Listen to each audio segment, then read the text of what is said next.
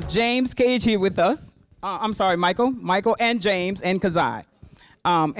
Clearly you're probably thinking, why are these people here telling a story about their descendants that lives out in Washington and Maryland and things like that?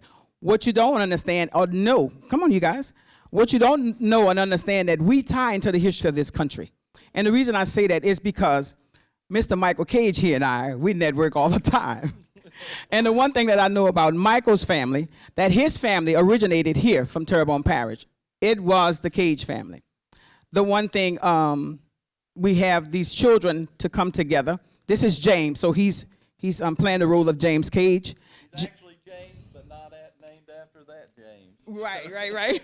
It's just so ironic. His name is James. So, all right, and this is Harry for the moment. So, Harry, you want to tell us a little bit about how you came to be here in Terrebonne Parish, and what was your role? Yeah, I'm not very good at speaking in front of people, so y'all gonna have to forgive me.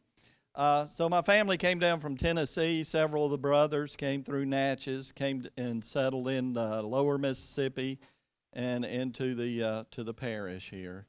So I think the records show that James is about 1823, and I have records where they were in Mississippi in 1817, where my grandfather got married.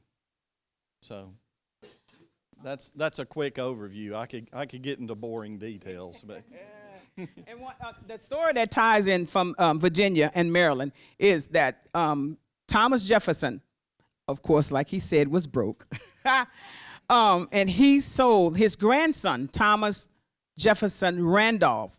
He sold one of Thomas's very first slave in order to help them with that debt, right? And so he sold him here to Terrebonne Parish. Actually, James decided to let me go in and find out who's this lady. I'm assuming they knew each other prior to this, because it's so ironic that Susan, Thomas Jefferson's daughter, Martha, she wrote the letter. And she says, we're having a problem with Susan. Susan is being ornery. She's bringing shame and disgrace to this family. Now, why she said the family?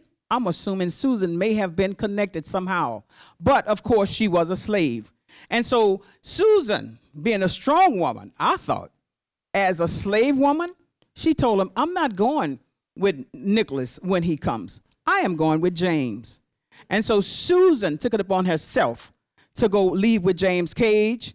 She and her 4 children came here to Terrebonne Parish. Susan, I introduce to you Susan Randolph.